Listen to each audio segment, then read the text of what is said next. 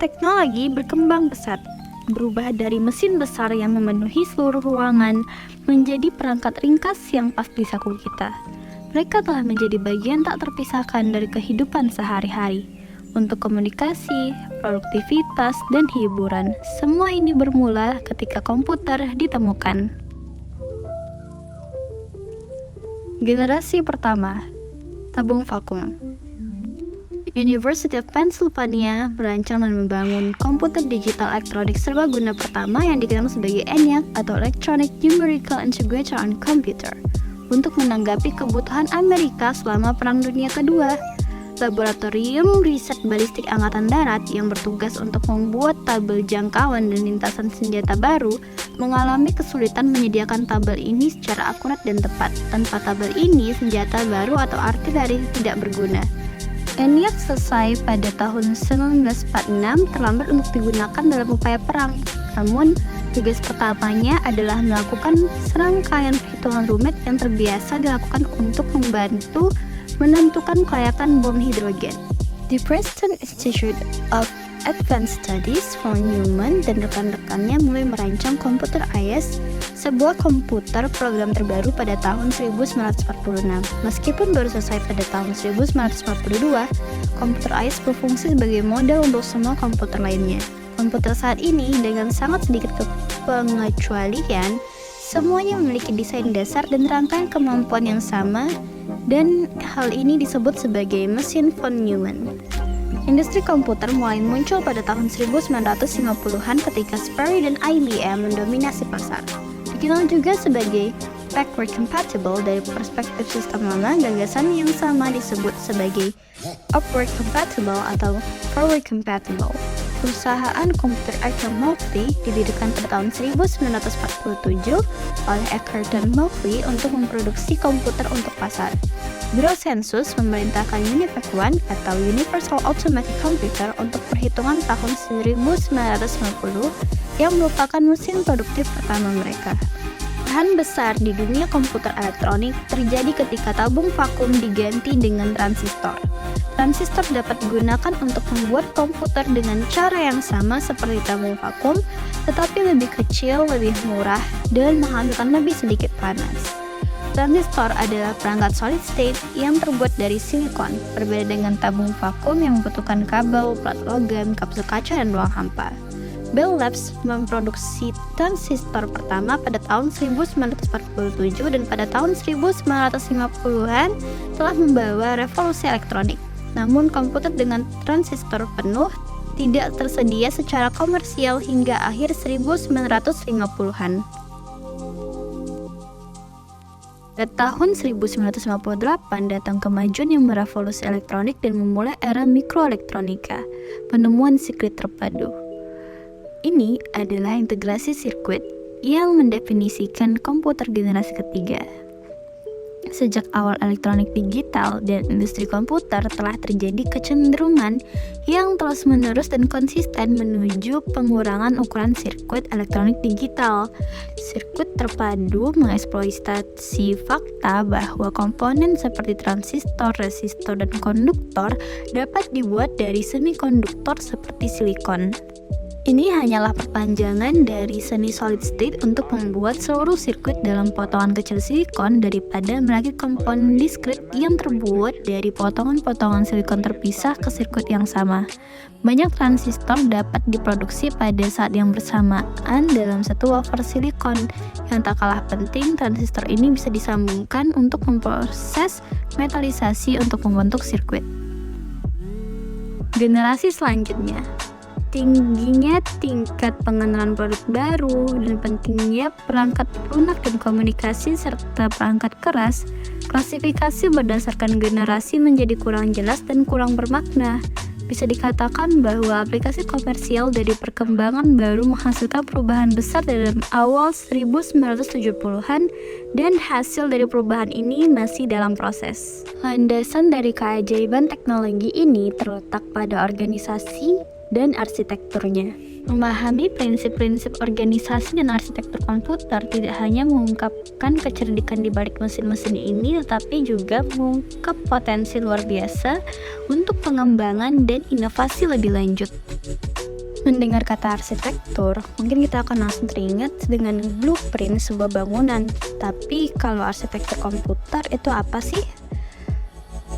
Arsitektur komputer adalah atribut yang bisa dilihat oleh programmer dan punya pengaruh pada eksekusi program. Untuk mengeksekusi program, semua komponen harus terhubung. Terhubungnya komponen-komponen ini disebut dengan organisasi komputer. Organisasi komputer dan arsitektur komputer mempengaruhi performansi sebuah komputer. Selain itu, yang mempengaruhi performansi adalah struktur dan fungsi komputer. Pertama, kita akan membahas fungsi komputer. Fungsi komputer ada 4, yakni data processing, data storage, dan data movement. Data processing yakni ketika komputer mengambil informasi, merapikannya lalu memberi infonya kepada user. Bisa dilihat pada gambar A untuk skemanya. Data storage adalah tempat penyimpanan komputer agar memori bisa dipakai lagi dan bisa dilihat pada gambar B. Selanjutnya adalah data movement ketika komputer adalah sumber dan tujuan dari data. Maka komputer harus bisa memindahkan data dan device yang memindahkan data disebut dengan peripheral. Lalu adalah control. Control ini mengatur ketiga fungsi tadi agar bisa berjalan optimal. Selanjutnya kita akan membahas mengenai gerbang logika.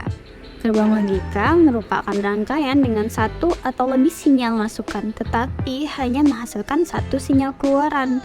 Gerbang logika ini dinyatakan dengan dua keadaan, tegangan tinggi atau logika tinggi atau high logic, logika 1, dan tegangan rendah, logika rendah, low logic atau logika 0. Di sini kita mengenal jenis-jenis gerbang. Pertama adalah inverter atau NOT. Simbol grafis dan fungsi aljabarnya bisa dilihat sebagai berikut. Jadi, gerbang inverter atau gerbang NOT, jika inputnya adalah 0, maka keluarannya adalah 1, dan begitu juga sebaliknya. Sedangkan N biasanya akan terdiri dari lebih dari satu inputan. Yakni di sini kita bisa lihat yakni A dan B. Jika A dan B-nya 0, maka keluarannya juga 0. Jika salah satu dari A dan B itu adalah 0, maka keluarannya tetap 0. Namun jika keduanya adalah 1, maka keluarannya akan 1. Lalu ada gerbang OR atau gerbang atau yang juga inputannya lebih dari 1. Biasa disimbolkan dengan tanda tambah. Gerbang ini jika inputannya keduanya adalah 0, maka hasilnya 0. Jika salah satunya adalah 1, hasilnya akan 1. Dan jika duanya adalah 1, maka keluarannya juga 1. Lalu ada gerbang not N atau negasi dari gerbang N. Gerbang ini juga disimbolkan dengan kali dan juga ada topi di atas perkalian itu. Inputannya jika salah satunya adalah 1, maka hasilnya 1. Jika keduanya 0, maka hasilnya 1. Dan jika keduanya 1, hasilnya 0. Begitu juga dengan gerbang not OR atau negasi dari OR. Jika inputannya adalah keduanya 0, maka hasilnya 1. Jika salah satu inputannya adalah 1, maka hasilnya 0. Inilah yang membedakan gerbang not OR dan gerbang not AND. Lalu jika gerbangnya inputannya keduanya 1, maka hasilnya 0. Lalu ada gerbang XOR yang ditandai dengan tanda plus yang dilingkari. Jika inputannya adalah 0, keluarannya akan 0. Jika inputannya salah satunya 1, maka hasilnya akan 1. Dan jika kedua inputan adalah 1, maka hasilnya 0. Lalu ada gerbang XNOR, yakni jika inputannya salah satunya 1, maka hasilnya akan 0. Dan jika keduanya 0, hasilnya 1. Dan jika keduanya 1 adalah 1. Dalam komputer, perintah yang kita masukkan biasanya akan diubah menjadi bilangan. Nah, kita akan belajar mengenai sistem bilangan. Sistem bilangan yang banyak digunakan manusia adalah sistem bilangan desimal, yaitu sistem bilangan yang menggunakan 10 macam simbol dari angka 0 sampai dengan 9. Tetapi dalam hubungannya dengan komputer, ada 3 jenis sistem bilangan lainnya, yakni bilangan biner atau basis 2, bilangan oktal oktal atau basis 8, dan bilangan heksadesimal atau basis 16. Bilangan biner adalah bilangan yang hanya mempunyai dua simbol, yakni 0 dan 1, yang biasa digunakan pada gerbang logika. Lalu ada bilangan oktal atau basis 8 yang mempunyai 8 simbol, yakni angka 0 sampai dengan 7. Lalu ada bilangan heksadesimal atau basis 16 yang mempunyai simbol angka numerik sebanyak 16 buah simbol, yakni angka 0 sampai dengan 9 dan huruf A sampai dengan F yang mewakili angka 10 sampai dengan 15. Setelah mempelajari hal-hal tadi, mari kita belajar bagaimana cara memilih komputer atau PC yang tepat. Pertama, perhatikan budget.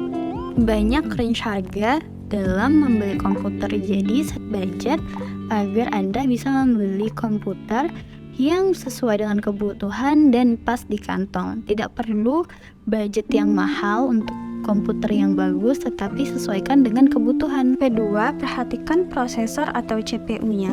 CPU adalah jantung dari sebuah komputer. Untuk komputer yang cepat, perhatikan gigahertz atau clock speed-nya. Semakin tinggi gigahertz, maka akan semakin tinggi juga kecepatannya. Lalu perhatikan juga course-nya. Course yang paling rendah sekarang adalah dual course, namun jika ingin tambah cepat, pakai quad course atau octa-core. Karena hal ini penting untuk multitask dalam sebuah komputer. Selanjutnya, perhatikan memorinya. Semakin besar RAM-nya atau random access memory atau tempat penyimpanan sementara, maka akan semakin cepat komputer berjalan. RAM yang paling minimal sekarang adalah RAM 4GB, namun jika ingin lebih cepat, pakai RAM 8GB atau 16GB. Jika kebutuhan Anda banyak, maka pilihlah RAM dengan giga yang besar. Jika Anda punya budget lebih, berilah RAM dengan DDR4, karena ini lebih cepat dan lebih baru dari DDR3.